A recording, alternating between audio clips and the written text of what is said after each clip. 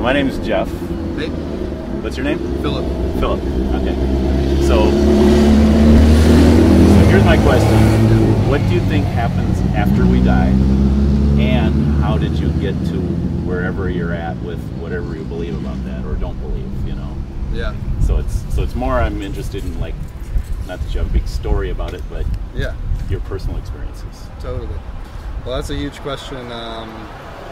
I don't know, the way I've been thinking about this lately, well, first, the notion of, like, who we are, who I am, like, that kind of trips me up sometimes, because it's like, how do I know when I go to sleep that, like, when I wake up I'm going to be the same person that I was yesterday? I think about that. I mean, obviously, like, I feel like I'm in the same body, I feel like the same person, but, like, how do you prove that, you know? Yeah. And then that's a deep thought. And then after you die, I don't know, like, there's, like, then it like gets into weird stuff, because, like, I don't like to split the mind and the body, but, like, your body disintegrates, and so then it's like, does this thing that is the mind or the soul or whatever you want to call it, this thing that's like what animates ourselves, like, what happens to that? And I guess I don't know where I stand on that.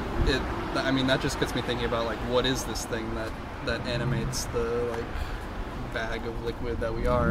So I don't know. I mean, I don't know. I read different philosophers who say different things about that, and I don't really know where I stand. I think that we're even able to, like, entertain these questions in the first place suggests to me that there are forces larger than us at work that, like, we can't really understand, and maybe it's because we don't have the equipment or we haven't had the time to figure it out. So I don't know, but I think therefore I am kind of thought, like, yeah, kind of, or like, well, it's that, but it's also I feel therefore I am. It's all sorts of things like that, and yeah. So I don't know, like, I guess I'm pretty confident in what happens to the body, at least, like, in the immediate future after you die. That, you know, we seem to understand that, and I buy what science has told me about that, but the other parts with, like, you know, what's going on in your brain and your heart, your soul, as it were, I don't know, because it's like, you know, will science just, like, get to a point where, like, we look at the soul and it's like, oh, you know, in 2018 we cut open a body and we couldn't see the soul, but in 50 years will we have is it just a matter of, like, having the right instruments to observe it? I don't think so. But yeah, so I don't know. So how did you come to that belief? So did you grow up in a certain religious tradition, or No, I mean, my parents were, like, vaguely Christian. We never went to church or anything. I have been to church. I've also been to, like, Jewish observances. I guess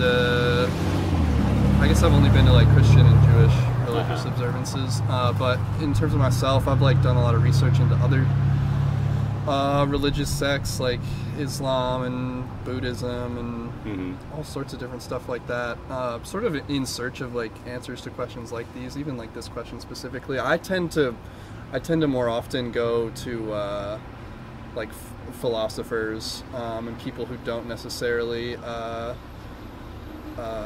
aren't necessarily, like, explicitly connected with the church. So, like, I don't know, someone like Aristotle or, like, Spinoza, who they have their own, you know, affiliations, or they've been co-opted by different religious people, but they aren't, like, a church themselves. So I don't know. I mean, I'm interested in these questions. May I ask, are you a student, or is it something you've studied formally? No, not explicitly. I mean, I graduated college, like, 2 years ago now, and I didn't study this or anything. I studied the liberal arts, so, like, I like to read, I like to, you know, engage in thought about, like, big questions like this, so this has been on my mind. There's a professor at Yale who does a course on death, and that course is on YouTube, and I've, like, watched those YouTube videos. His name's Shelley Kagan. That's pretty interesting. He sort of does, like, an overview type thing about, like, what different people have said about it. So I don't know. I mean, for me, it comes down to the question of, like, the soul and, like, where that is, and I don't know what it's capable of doing. Yeah. I don't know. is in your search for truth, sounds like you're actively searching for truth. Sure. How do you think you'll recognize it?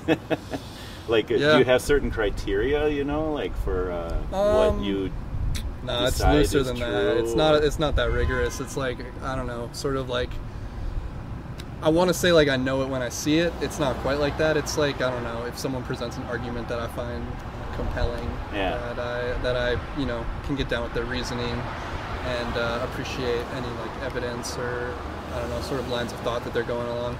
That's sort of the marker of, I don't know, not necessarily truth, but like something that might be true for them, and I can like, you know, pick things out of that might be true for me and leave stuff that's not. Yeah.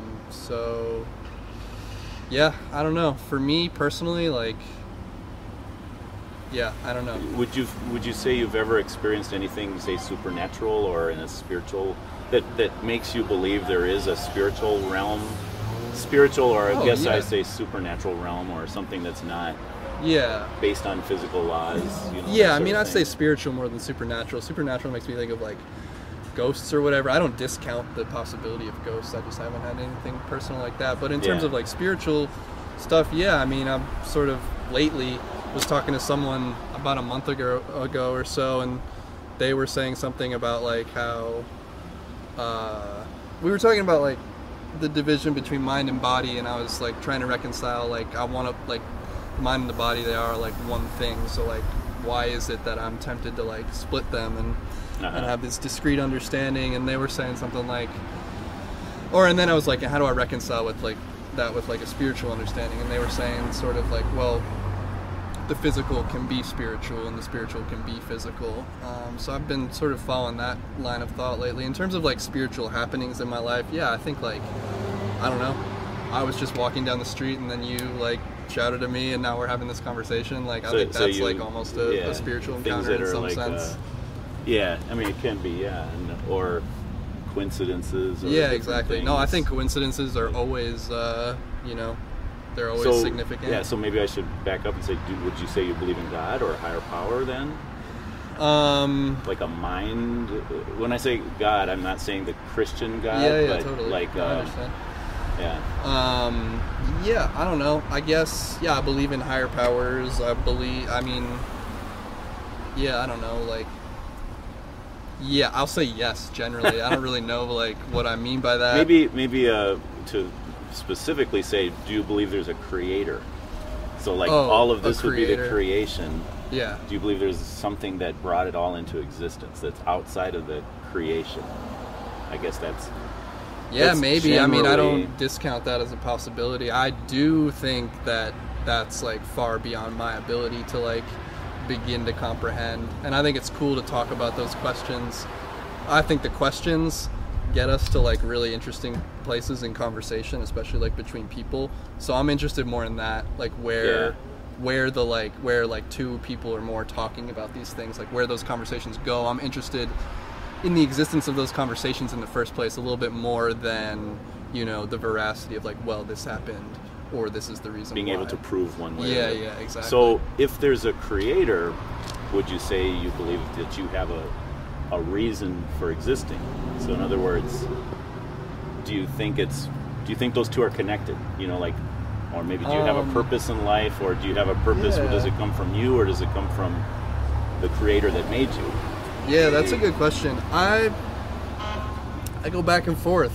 Sometimes I think I'm like uncovering, you know, like a meaning to life, as it were, or like, you know, a purpose in my life, and that it's always been there, and that I've just like uncovered it now for the first time. And sometimes I think that's the case. Other times I think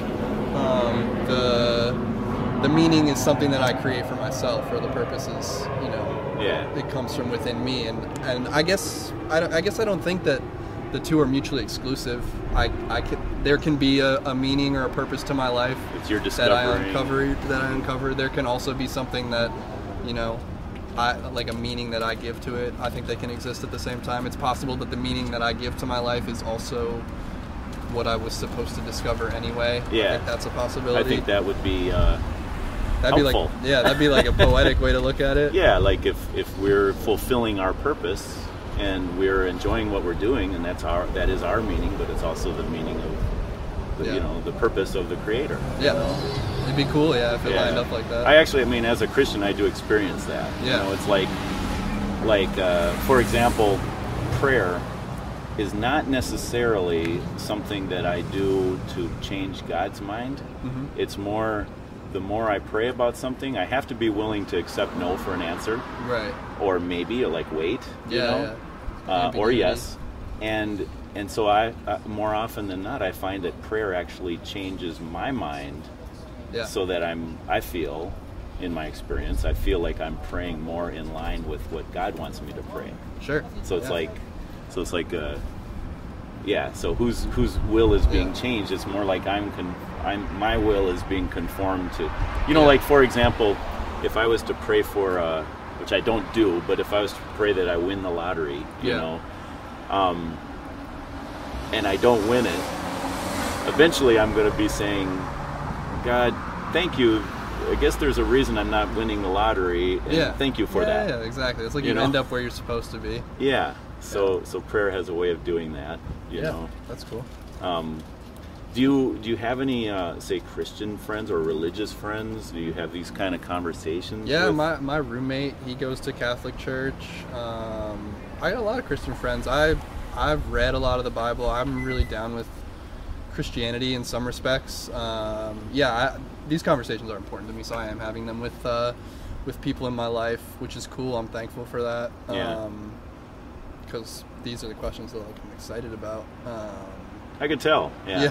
You're very enthusiastic about, open to talking about it. Yeah. No, I'm down with this. And it's cool that you just found me on the street. Yeah. Yeah. I mean, I have Christian friends. I guess insofar as I've grown up in the United States, like my culture is like a Christian culture, so I'm sort of in Christianity in that way. I'm not like baptized or anything, but I've been to Christian services. Is there anything in particular that you extremely, I guess I'll say extremely because I'm sure there's a lot, extremely like about Christianity and extremely don't like, Yeah, so I guess Christianity as you know it, or in your experience. Yeah, a lot of Christianity as I know it comes from reading the Bible. It's not necessarily from practice. Mm-hmm. And so, I mean, I think Jesus is a fascinating figure. I love the gospel. I mean, I love reading the Bible. So I think, the themes of resurrection, redemption, I think those are fascinating, and I just think the Bible's taken as a whole, I think it's a beautiful text, and there's a lot of, fascinating thing. When I say fascinating, it makes it sound like I'm just looking at it with a microscope. That's not what I'm doing. I read it because I enjoy it as well. Yeah, that's cool. So I love the Bible in that sense. I like the rituals of Christianity. I go to Quaker meeting, so I like the fellowship. Oh, really? I like just being in silence with people. See, I wouldn't have expected that. So you know people that are Quaker or something? Yeah, I guess. Like a friends meeting, right? Exactly. That's what it's called. Mm-hmm. Yeah, I go to a friends meeting down in Hyde Park. I've never been to one myself. But... There's one in Hyde Park. I think there's also one up in... So it's north of... So they actually wait until they feel like they have a message from God, right? Yeah. And then they share it with everyone? Yeah. What have you felt about those messages?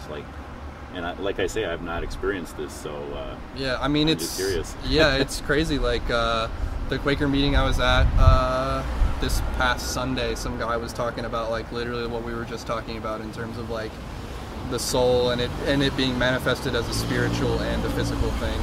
And he was the only person who spoke in the meeting, and there were 45 minutes of silence, and then he spoke for a little bit on that subject, and then there were more minutes of silence. Sometimes it's just and a then lot of over. silence. It's predominantly Do you think silence. most of the people that were there were longtime Quakers, or maybe just people? Yeah, I think so. Kind of checking I get that it out. sense. I'm new to that meeting house. I get the sense that at least half to maybe even 3/4 of the people have been going there for a long time, and they are explicitly Quakers. Yeah. You don't have to be. I don't say that I'm a Quaker, but I like the ritual. I like like I said, the community, the fellowship. Interesting. Yeah. Huh. So, do you feel like you have an understanding of the gospel, or the basic? When I say the gospel, the basic central message of the Bible and Christianity, I guess. maybe. I mean, I'm always reading it, so I'm always like learning new things about it. I like that my understanding is constantly shifting. I like that as I get older, I revisit the Gospels and other books in the Bible that I get different things from them. I learn new things that I pick up on things that I didn't get before. Yeah. In terms of like one overall understanding of the Bible or the Gospel, I mean, in the New Testament, it's, I guess throughout, there's a big emphasis on redemption and resurrection, and that's especially big in the New Testament.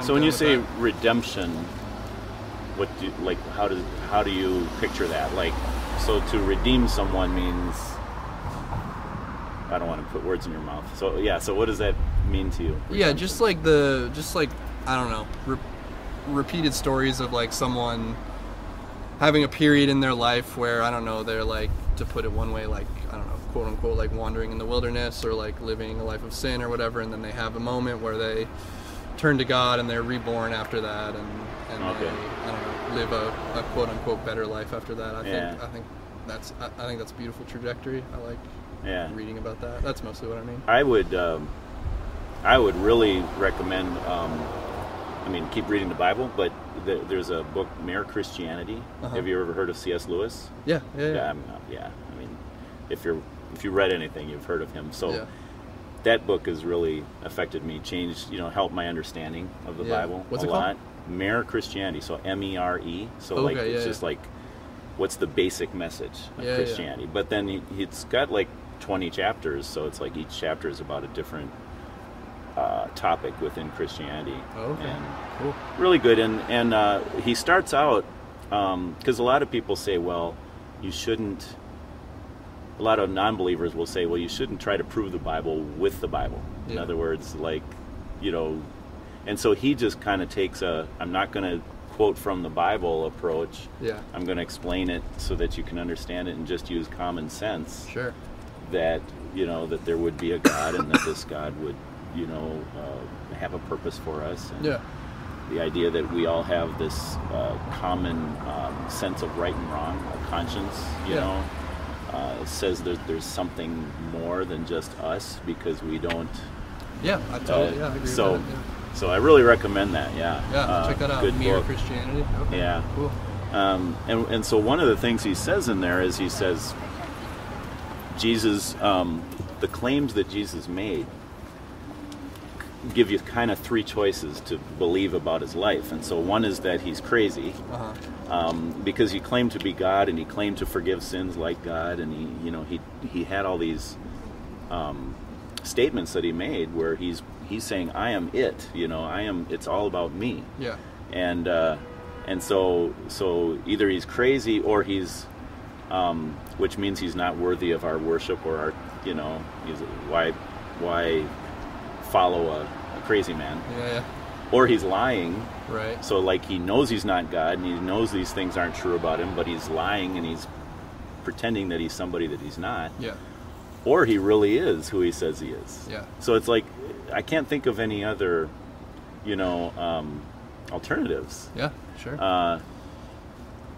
So it's like, he says, Lord, liar or lunatic, and so if he really is God come to earth in taking human form, then the things he says and does are, so much more important. Now I know it's possible to read the Bible like literature, like, oh, this is a nice story. Did it really happen, or does it mean what it, says it means? Things like that. But if you start to read it like, this is a historical account, like Luke, the Gospel of Luke. He was a historian, and he says, I went around and I collected evidence from eyewitnesses, and so this is their story kind of thing. What do you think would be, and I want to respect your time because I asked for 5 minutes, so I appreciate this, but what do you think would be the central purpose for Jesus and the cross and resurrection and all that, like within Christianity? What do you think is the significance of it? What is the significance in Christianity? From what I'm not trying to quiz you or anything, but I guess totally. I'm just trying to get, like, you've been reading it, right? What's your impression of the cross and all of that? That's a good question. It's as I understand it right now, it's sort of like the structuring. It's like the structuring. I don't know. I want to say the backbone, but also it's like the face, and it's I don't know. Jesus and the cross. That's everything. It's very central. Yeah. Yeah. I don't know if you've read like Paul's letters and things, but Yeah. there's places where he says, if Jesus didn't rise from the dead, our faith is in vain. In other Yeah. words, it's the central point of Christianity, and if historically it didn't happen, and if he didn't rise from the dead, then we might as well not be Christians, you know? Sure. Yeah.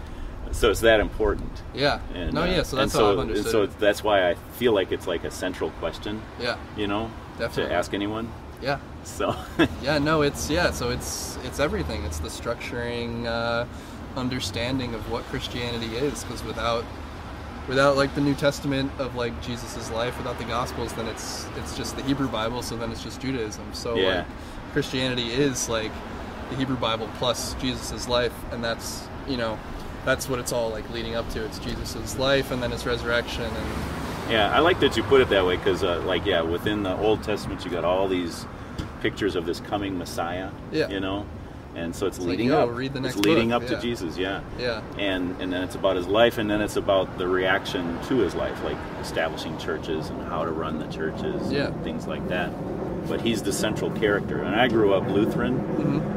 Not blaming the Lutheran Church at all, it's my fault, but I kind of missed the point, you know? Right. Like, I just saw the Bible as full of all these religious people, Uh-huh. and I didn't know Jesus was any different than the rest Yeah. of them. yeah. Oh, I see but- what you're saying. Yeah. Yeah, so it's like, it's confirmed and everything, and it's like, if you were to ask me at that time, I would have said, like, what's the message of the Bible? There's just a bunch of religious people, and I guess you got to act a certain way, and Yeah. so I want to kind of like give you something to think about. Sure. So Christianity, like you say, it's about redemption. So redemption is like a relationship lost and then a relationship restored, right? Absolutely. So the relationship lost is for everybody at, way back beginning in the Garden of Eden with the story of Adam and Eve and rebelling against God's one rule in their life. Yeah. And then their eyes are opened, they know good from evil, and now we all have a conscience, you know, Right. like we know right from wrong. Yeah. Or we think And we so- do. Yeah. Yeah. Or, well, we have a sense that there is right and wrong, Yeah. number yeah, one. Definitely. Now, maybe we disagree on what is right and wrong, but there's still this sense that morals exist outside of ourselves. Like there's this like referee that we're Yeah. constantly arguing with, and some people are more successful than others in arguing with the ref and maybe trying to justify certain behaviors, Yeah. but there's still this sense that there is right and wrong, Yeah, you know? And so now we have more than just the one rule, don't eat from that tree. We have all these different things that we should and shouldn't do Yeah. that we fail to do. Right. And so it's like, how can we exist with our Creator if we have these, the Bible would say they're God-given morality, rules, things that we should and shouldn't do, and we break it all the time. Mm-hmm. We fail to do the things we should do. We do things we shouldn't do. And if we're going to treat God like He's in charge, like He's God, then we're falling short. And how can we have the right relationship where God is God and we're His creation if we're not treating Him like He's the king of our lives, so like He's in charge, right? So there's this disconnect between what we know we should do and what we do, and that breaks. So Christianity, we call it sin. Sin breaks our relationship with God. Relationship lost, right? Yeah. So it was lost way back in the Bible, but then it's lost all the way through, and Yeah. we're lost, you Yeah, know, yeah. as far as out of a right relationship with God. Yeah. So, if God, the Bible says God loves us, wants a relationship with us, but He also loves justice. Yeah. So if God is perfectly good, His justice would be perfect, His love would be perfect. Yeah. Problem is we break His laws, so now we've got two attributes of God that are at odds with each other. It's like, Right. how can God be perfectly loving but perfectly just at the same time? Yeah. It's like, I don't want to say God's between a rock and a hard place, but Yeah. how can God Kind of, resolve yeah. this matter, right? Yeah. So, Good question. so the way He resolves it then is with the cross. So if Jesus truly is the Son of God, like God taking human form. Yeah. Now we have God showing perfect love because, well, I'll say the justice part first. Our sin has to, like if there's perfect justice, there must be a consequence for our sin.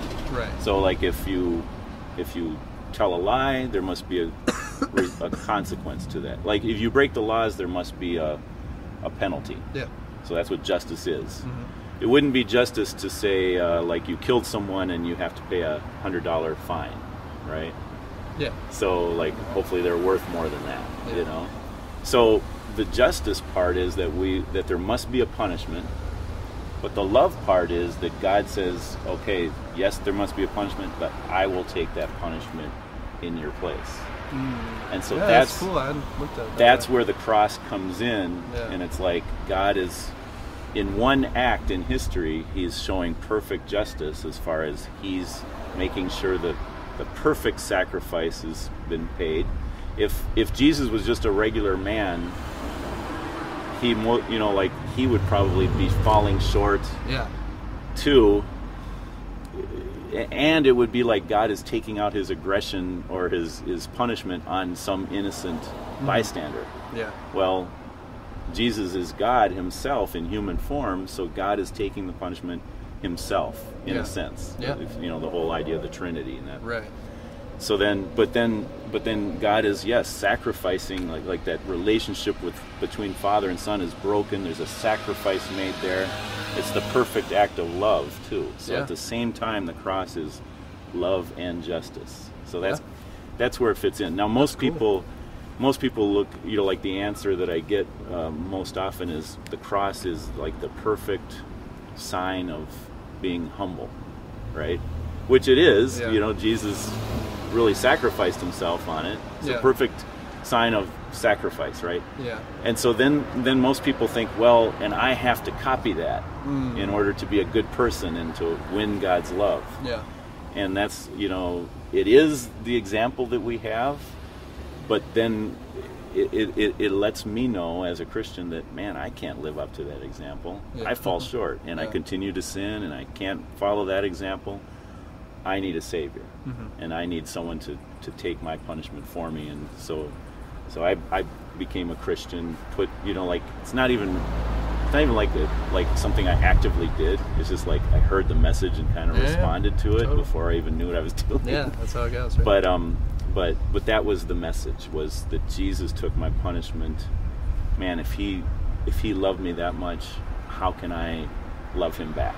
And so now, yes, I do want to live this life of sacrifice and service and all sorts of things, but it's not to win heaven or earn heaven or win God's favor. It's more like to respond to it. I've been saved, therefore I want to respond with good deeds, so kind of in a nutshell.